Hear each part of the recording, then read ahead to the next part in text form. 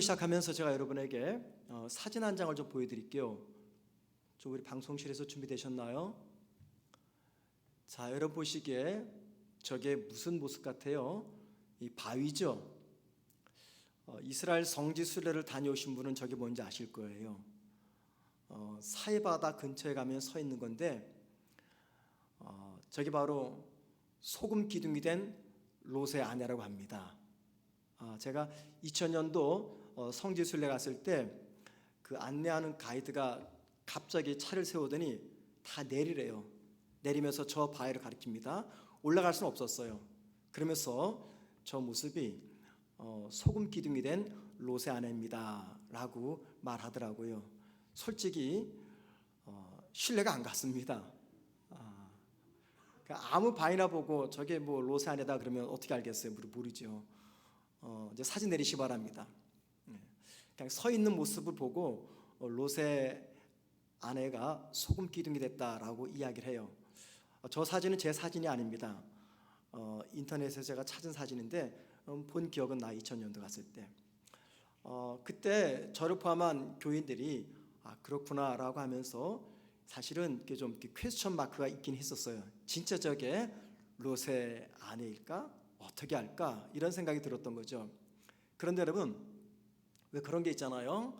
어떤 의미 있는 장소를 가거나 어떤 의미 있는 형체를 보게 되면 우리에게 느끼는 그 감정이 다릅니다. 평소와는. 아주 오래전, 수십 년 전 내 배우자에게 프로포즈했던 그 장소를 30년, 40년 만에 가보게 되면 의미가 다르죠. 오래전에 떠났던 직장을 오래간만에 가면은요, 감회가 새롭습니다. 그것처럼 어떤 장소, 어떤 물건이 우리에게 훗날 새로운 의미를 전달해 줄 때가 종종 있습니다. 저는 소금 기둥이 된 롯의 아내 저 곳을 가 보면서 저게 진짜 롯의 아내다라고 생각을 하진 않았습니다. 단지 이런 생각이 들었어요. 그 바위를 보면서 가장 본질적인 질문이죠. 왜 롯의 아내는 소금 기둥이 된 것인가? 라는 겁니다. 왜 롯의 아내는 뒤를 돌아봐서 소금 기둥이 된 것인가? 라는 겁니다. 이 롯의 아내에 관한 스토리를 모르신 분은 창세기 18장, 19장을 꼭 읽어보시기 바랍니다. 여러분, 제가 지금 사진 하나 보여드렸잖아요. 여러분에게 이런 질문이 들 거예요. 왜 롯의 아내가 소금 기둥이 된 것인가? 그 의미를 한번 찾아보고자 합니다. 그리고 그 롯의 아내가 소금 기둥이 된 그 이유를 우리가 살펴보면서 우리 모습을 거기다가 한번 좀 투영하고 비춰보려고 그래요. 그래서 롯의 아내가 거울이 되어서 저와 여러분의 모습을 비춰주게 될 겁니다. 자, 롯의 아내가 소금 기둥이 된 이유를 찾기 위해서는요, 소금 기둥이 된 그때부터 과거로 돌아가야 됩니다. 제가 언젠가 설교 시간에 언급했던 이 복기라는 단어를 기억하시죠? 바둑을 다 두고 나서 거꾸로 하나하나 다시 두면서 내가 어디서 잘못했는가를 점검하는 겁니다. 롯의 아내가 소금 기둥이 되었어요. 소금 기둥이 된 그때부터 복기를 시작해가지고 한 3단계만 거쳐가 볼 겁니다. 3단계를 거쳐가면서 그 3단계가 다름 아닌 롯의 아내가 소금 기둥이 될 수밖에 없었던 그 이유를 한번 좀 찾아가 보려고 합니다. 첫 번째 복기입니다. 롯의 아내가 소금 기둥이 된 근본 이유, 뭐 때문일까요? 그것은요, 롯의 이기적 선택 때문이었습니다. 롯의 이기적 선택. 자, 아브라함에게는요 2명의 남동생이 있었습니다. 성경에서는 여자 동생 이름은 언급하지 않기 때문에 바로 밑에 동생은 나홀이었고 막내 동생은 하란이었습니다. 아브라함이 갈대아 우르 있을 때 나이 70살 때 하나님의 부름을 받습니다. 그때 이미 막내 동생 하란은 죽은 뒤였습니다. 그런데 하란에게는 아들이 하나 있었어요. 그게 바로 롯이었습니다. 하나님의 명령을 따라 아브라함이 고향을 떠나 가나안으로 갈 때 둘째 동생 나홀은 이미 결혼했기 때문에 난 안 가겠습니다 하고 그냥 고향 땅에 머물러 버렸고, 막내 동생의 아들 롯은 부자가 없으니까는 큰 아버지 아브라함을 따라서 가나안 땅까지 여행을 떠납니다. 자, 롯의 아버지는 일찍 죽었기 때문에 결국 아브라함이 롯의 아버지 역할을 하게 됩니다. 그러니까는 롯은 어릴 때부터 삼촌이었던 큰아버지였던 아브라함의 손에 의해서 자라게 되죠. 그러니까는 아브라함 쪽에서 볼 때 롯은요, 아들과 다름없는 대상자였습니다. 자, 롯이 성장하자 아브라함은 조카를 장가 보냅니다. 그리고 그에게 사업을 할 수 있도록 가축을 한 묶음 띄어서 롯에게 안겨줍니다. 자, 그리고 시간이 지나면서 롯의 가축들은 늘어나기를 시작합니다. 그리고 늘어난 가축을 돌보는 문제 때문에 아브라함의 종들과 롯의 종들 사이에 다툼과 분쟁이 일어납니다. 우리말에 이런 말 있죠. 애들 싸움이 어른 싸움 된다, 그 말이 있어요. 그것처럼 이 종들의 싸움이 자칫 잘못하면은 아브라함과 롯, 즉 큰아버지와 조카의 싸움이 될 상황이었습니다. 자, 그러자 삼촌이었던 아브라함이 롯에게 제안을 하죠. 아브라함 생각할 때 이제 롯과 헤어질 때가 되었구나 생각을 하면서 롯에게 한 가지를 제안을 합니다. 뭐라고 제안합니까? 너가 어느 쪽을 선택하든 그쪽을 가라라고 말합니다. 근데 문제가 있어요.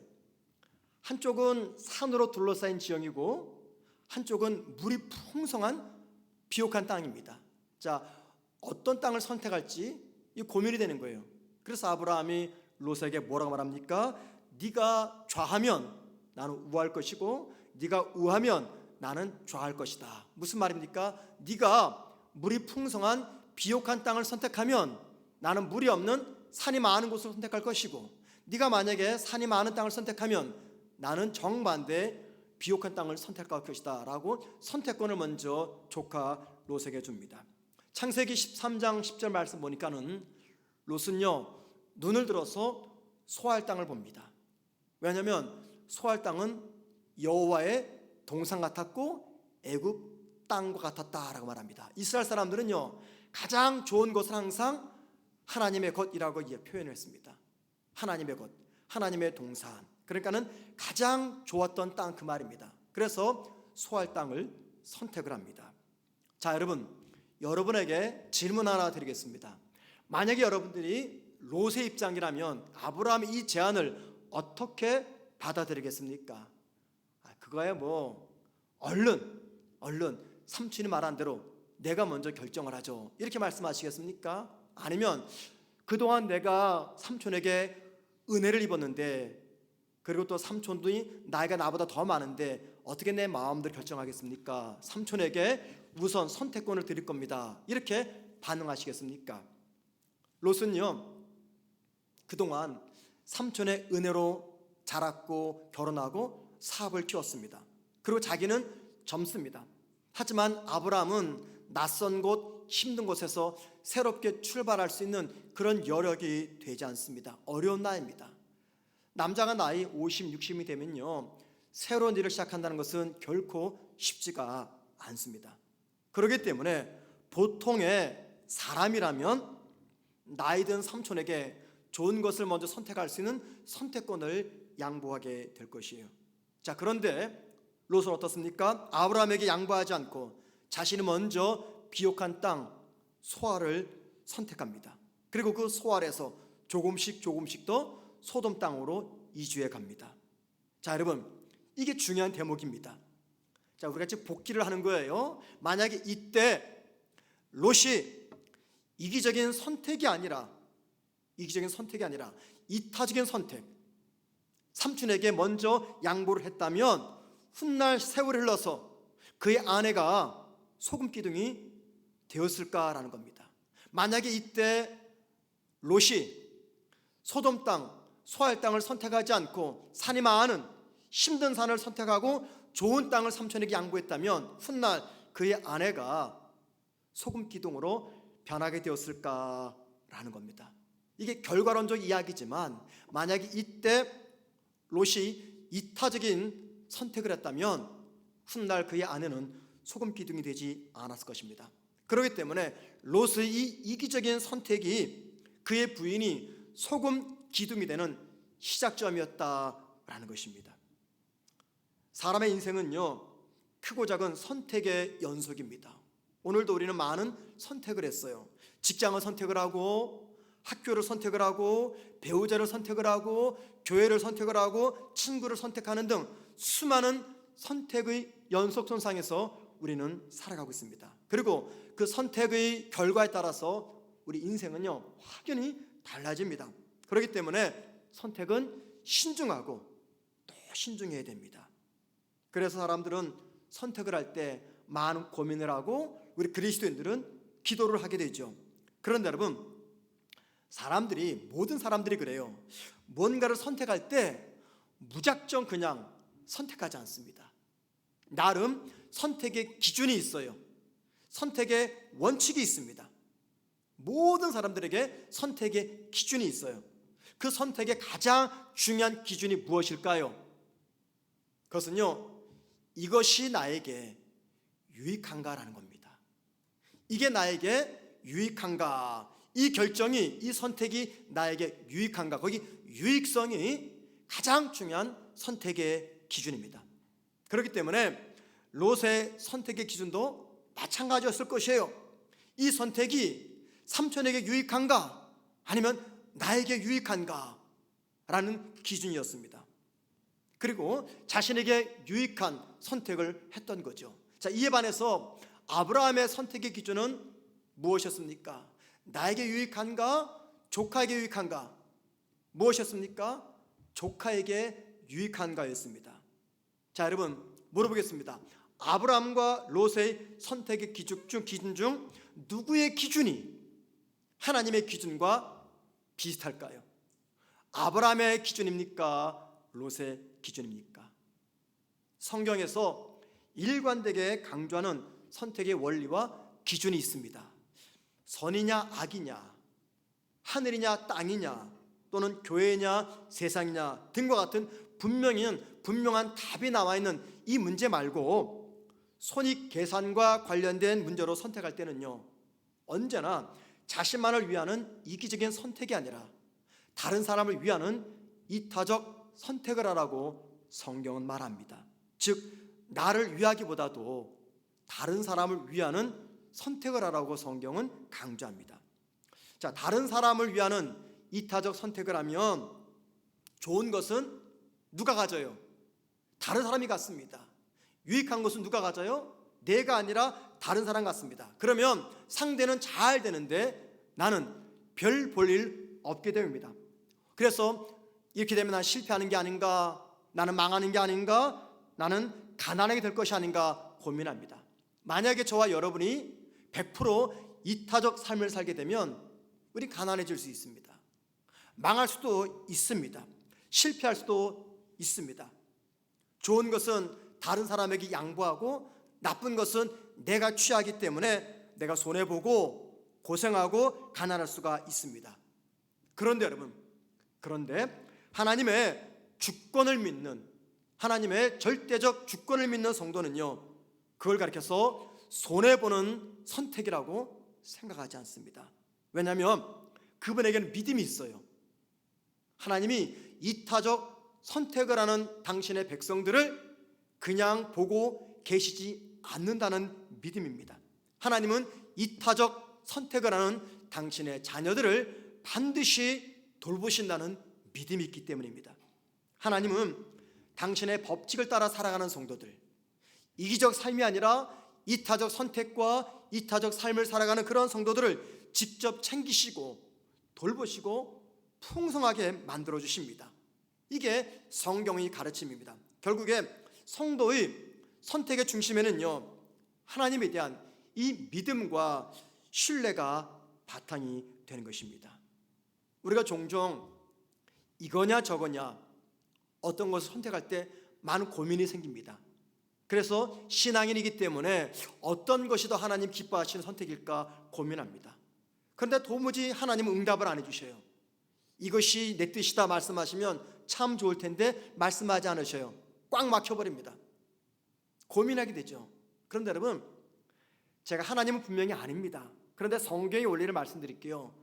비록 그렇게 살지 못하지만 성경이 원래 이렇습니다. 이거냐 저거냐 어떤 선택의 문제 앞에서 고민할 때 하나님께서는요 뭘 원하시냐면 나에게 이익이 되지 않는 것, 상대방이 더 이익이 되는 것, 그러니까 이기적 선택이 아니라 이타적 선택을 하는 것, 이게 틀림없는 하나님의 응답입니다.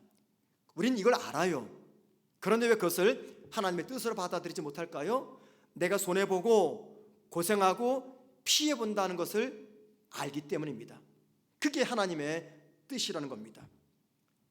주님께서 가르쳐주시는 선택의 기준은요 세상의 기준과는 완전히 다릅니다. 세상은 넓은 문을 선택하래요.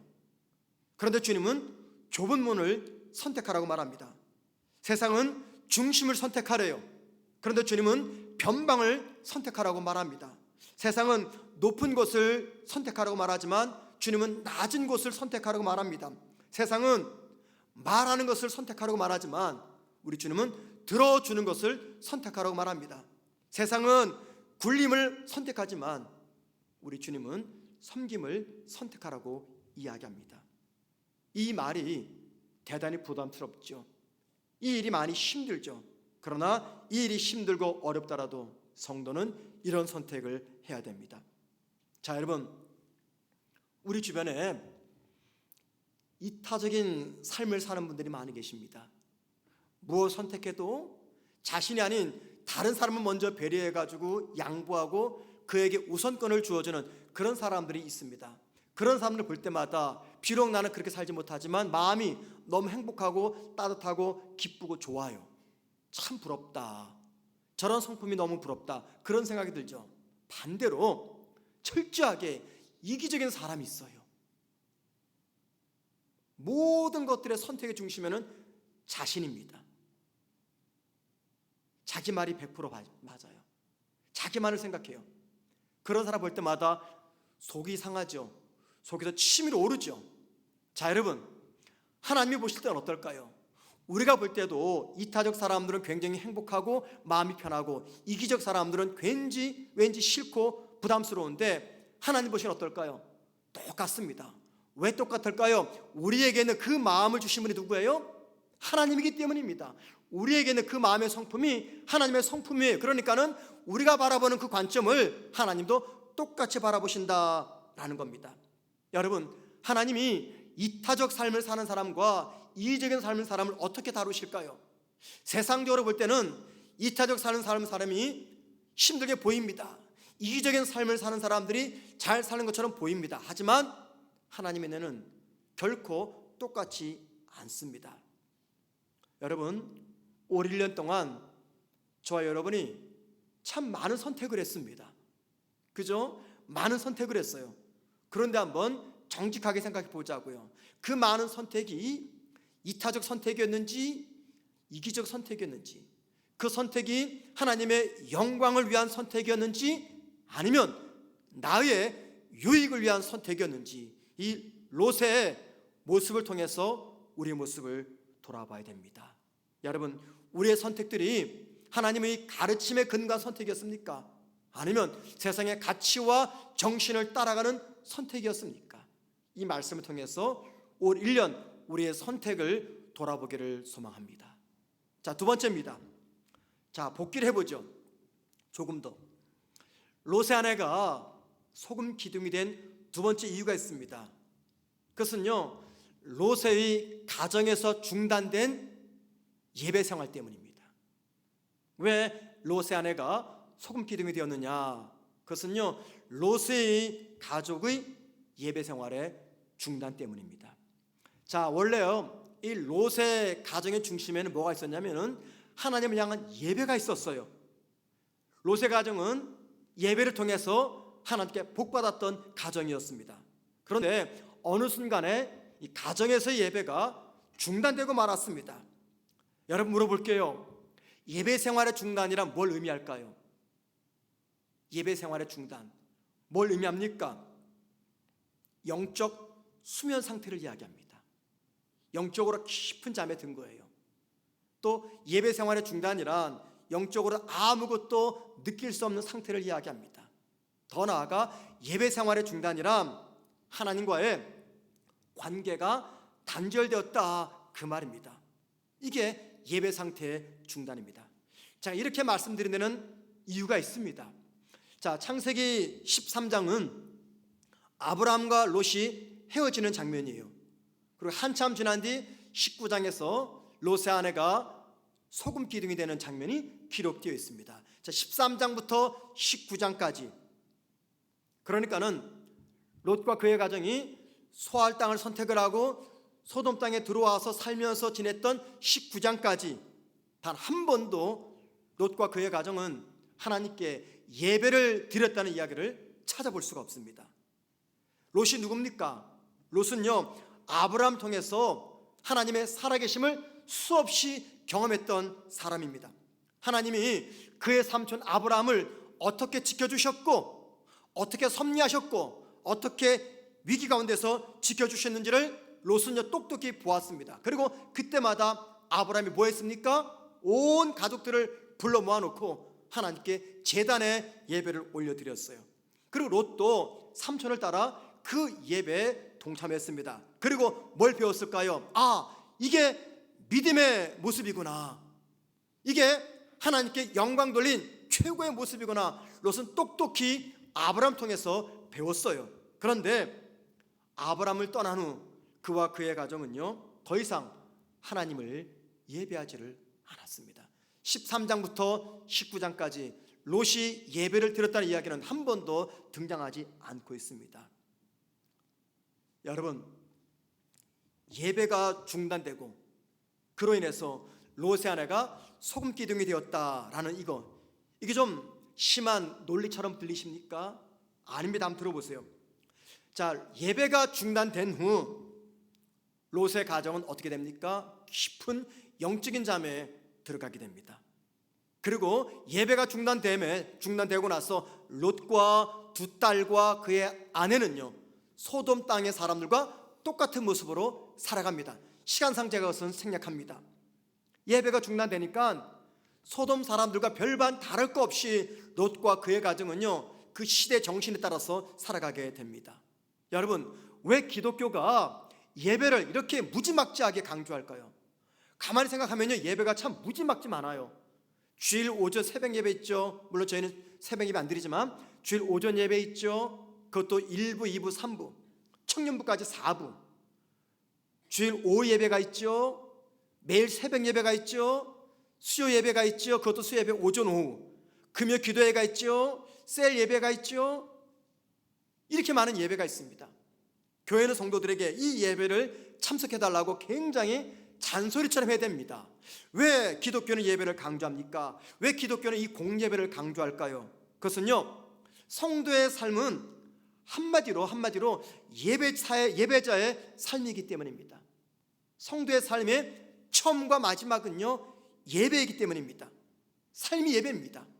삶이 예배예요. 물론 우리가 드리는 의식적 예배도 있지만 삶이 예배이기 때문에 성도의 처음과 마지막은 예배입니다.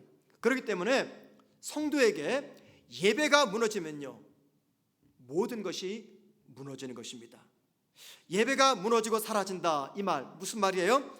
하나님과 관계가 무너지는 것이고, 하나님과 관계가 무너지게 되면 그 결과 성도는 이 세상에서 믿음의 사람답게 살아가지 못합니다. 그러면 결국 세상에 취하고 세상에 빠져서 살아가게 되는 것이죠. 사람은 자기 나름대로 이 세상을 살아가는 삶의 원칙과 규칙이 있습니다. 원칙을 세우고 규칙을 세우고 그 원칙대로 살아가려고 노력합니다. 평소에는요 그 원칙이 잘 지켜져요. 그런데 언제 원칙과 규칙이 무너지는지 아세요? 삶의 위기가 닥칠 때입니다. 삶의 위기가 닥치면 원칙과 규칙이 무너져요. 그럼 여러분, 사람들이 왜 삶의 원칙과 규칙을 세울까요? 뭐 때문에? 평온할 때를 위해서요? 아닙니다. 삶의 위기가 찾아온 그때를 위해서 사람들은 삶의 원칙과 규칙을 세워놓아요. 그런데 아이러니하게도 평소에는요 원칙을 잘 지키다가도 정말 원칙이 필요한 어려울 때, 위기의 때, 그때는 원칙을 지키질 않아요. 아니, 위기의 때를 위해서 원칙을 세웠는데 정작 위기의 때가 찾아오니까 원칙을 지키질 않아요. 이게 우리의 모습입니다. 자, 롯이 삼촌과 함께 있을 때는요, 예배 드리는 것 신경 쓰지 않아도 됩니다. 왜 그래요? 삼촌 아브라함이 알아 다 해주기 때문이에요. 삼촌이 이끌어주기 때문에 그냥 따라가면 돼요. 삼촌이 하자는 대로 하면 됩니다. 그런데 삼촌을 떠나서 독립하고 가정을 이루었을 때는 달라집니다.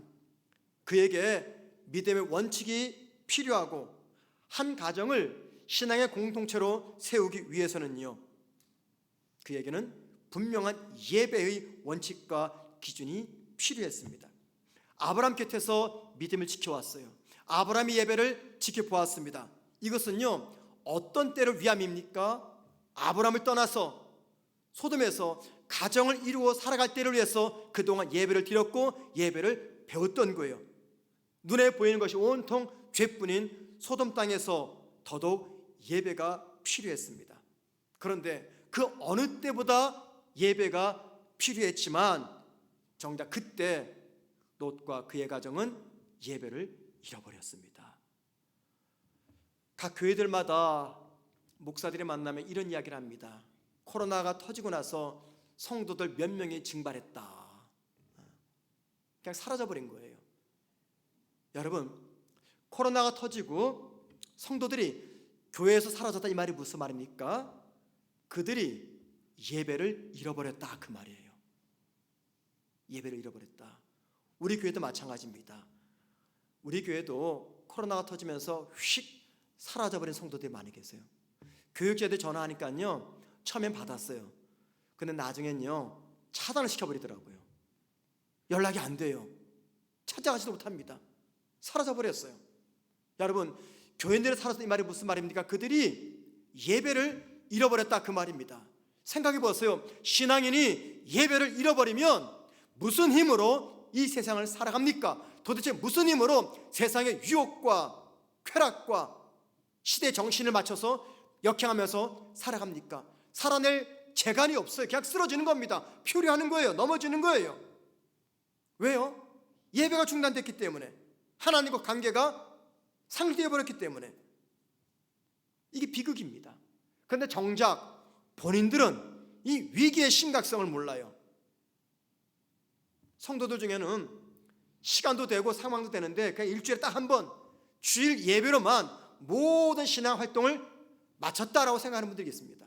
물론 눈코뜰 새 없이 바쁜 분들이야 이해가 되죠. 그런데 그러지 않음에도 불구하고 주일 딱 한 번의 예배로 모든 예배 생활을 끝내버리는 분들 심각합니다. 언제부터인가 이 공예배를 굉장히 소홀히 여기게 되었어요. 예배를 통해서 내가 영적으로 강건해지고 예배를 통해서 하나님 관계가 회복되는데 점점 예배가 줄어들고 있습니다. 이 땅에 믿음의 가정이 참 많습니다.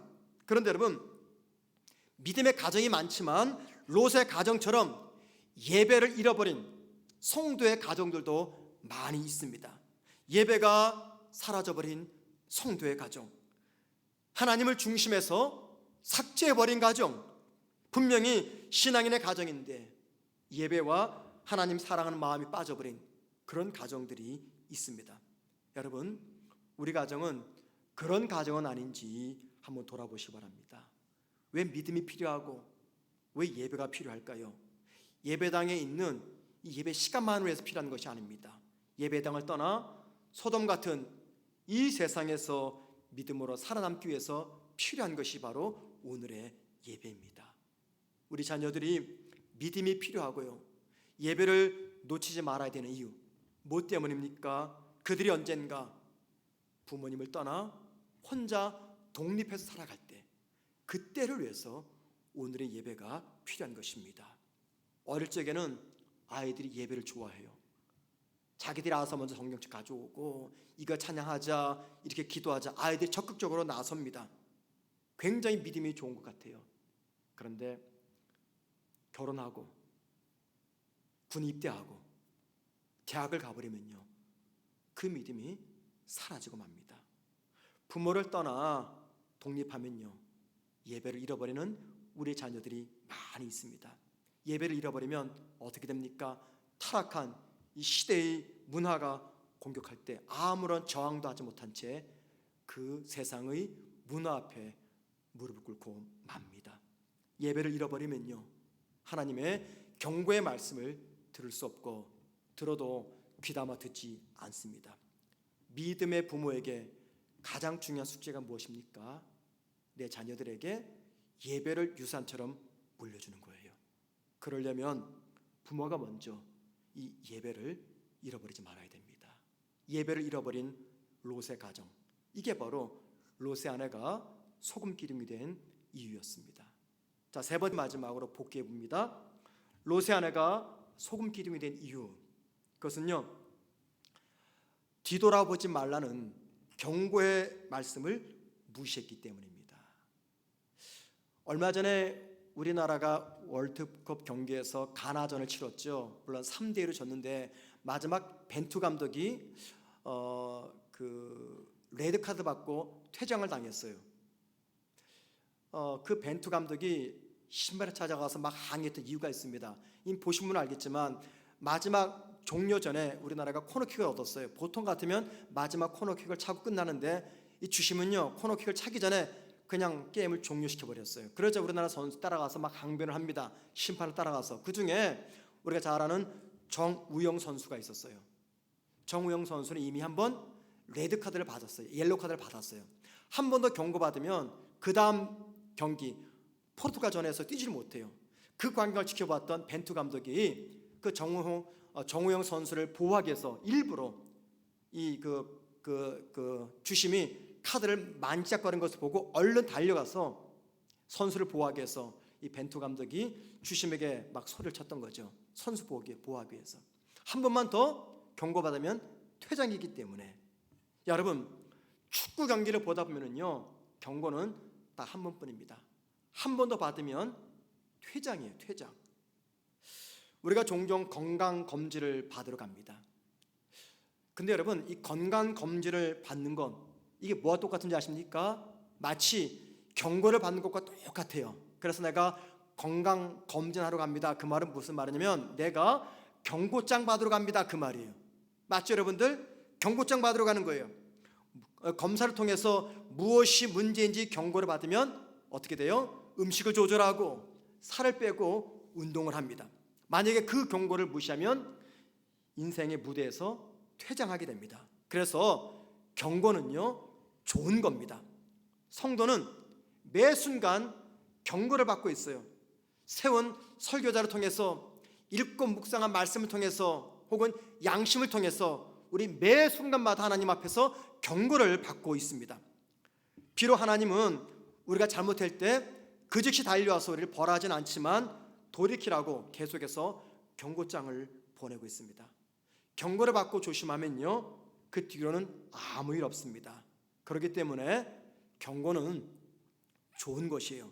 경고는 전화위복이 됩니다. 자, 하나님은 롯의 가정에 경고하셨어요. 경고. 이것만 지키면 되는 거잖아요. 그 경고가 뭡니까? 도망가라. 절대 뒤돌아보지 말아라. 멈추지 말아라. 오직 산으로 도망가라. 그러면 살 것이다. 얼마나 간단한 경고입니까? 이 경고 지키면 사는 거예요. 그런데 롯의 아내는 이 경고를 무시하고 뒤를 돌아보다가 그만 소금 기둥이 되고 맙니다. 여러분, 오늘 말씀을 들으면서 우리 모두가 한번 생각해 보았으면 좋겠습니다. 하나님 말씀을 통해서 하나님의 경고를 받고 있는데 혹시 이번 경고가 내 인생 마지막 경고가 되는 것은 아닌가? 만약에 마지막 경고를 듣지 않으면 우리도 롯의 아내처럼 소금 기둥이 되지 말라는 그런 법이 없습니다. 경고의 말씀을 가볍게 들으면요, 두 번째 경고는 주어지지 않습니다. 그러므로 우리 모두가 롯의 부인의 모습에다가 내 자신을 투영했으면 좋겠습니다. 그런 분이 참된 지혜자요 축복받은 자녀입니다. 여러분, 2022년 한 해 동안에 하나님께서 여러분 각자에게 가장 많이 경고하신 말씀이 무슨 말씀입니까?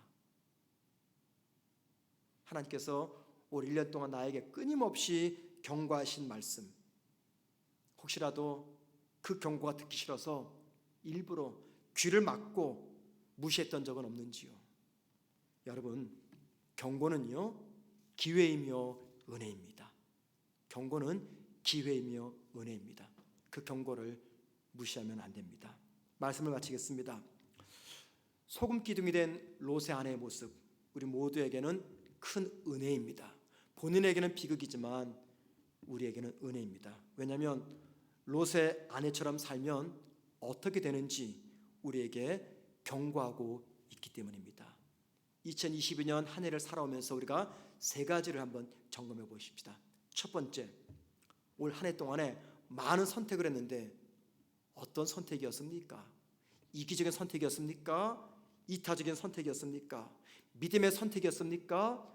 불신의 선택이었습니까? 하나님이 기뻐하는 선택이었습니까? 아니면 하나님이 속상해 하시는 선택이었습니까? 두 번째, 2022년 한 해 동안 나는 어떤 예배자였습니까? 예배를 드리는 매 시간마다 신령과 진정의 예배자의 모습으로 예배를 드렸습니까? 예배를 통해 주시는 하나님의 은혜를 얼마나 받아 누렸습니까? 예배를 정말 사랑하셨습니까? 무엇보다 우리 가정에서 예배는 건강합니까? 내 삶에서 하나님을 향한 이 예배는 어느 만큼 비중을 차지하고 있습니까? 마지막 세 번째, 한 해 동안 하나님 말씀 읽고 들으면서 계속해서 하나님의 경고를 받았습니다. 여러분, 하나님의 경고를 1년 동안 받았는데 내 삶이 얼만큼 변했습니까? 롯의 가족은요, 이 셋 중에 하나만이라도 지켰다면 롯의 아내는 소금 기둥이 되지 않았을 거예요. 자, 롯의 아내 이야기를 남의 이야기로 듣지 말고 나의 이야기로 들어야 됩니다. 2022년 한 해가 저물어 간다는 건 뭘 의미합니까? 저와 여러분이 하나님 앞에 설 날이 좀 더 가까워져 왔다는 것입니다. 하나님 앞에 섰을 때 하나님이 저와 여러분에게 이 세 가지를 물으실 겁니다. 나의 선택의 기준, 뭘 선택했는지, 예배자 나의 모습, 하나님의 경고 앞에서 내가 어떤 반응을 보였는지, 우리 모두가 롯과 그의 가정이 아니라 롯과 그의 가정과 정반대되는 이기적인 선택이 아니라 이타적인 선택을 하며 참된 예배자가 되며 예배가 살아있는 가정을 만들며 무엇보다 하나님의 경고의 말씀 앞에서 겸손히 돌이킬 수 있는 저와 여러분 되기를 주님의 이름으로 축원을 드립니다. 자, 말씀을 기억하면서 우리 함께 찬양하실 때 주님 다시 오실 때까지 이 찬양하십니다. 주님 다시 오실 때까지 나는 이 길을 가리라. 한 해 끝자락에서 우리가 소망하는 우리 주님을 기다리면서 이 찬양 부릅니다.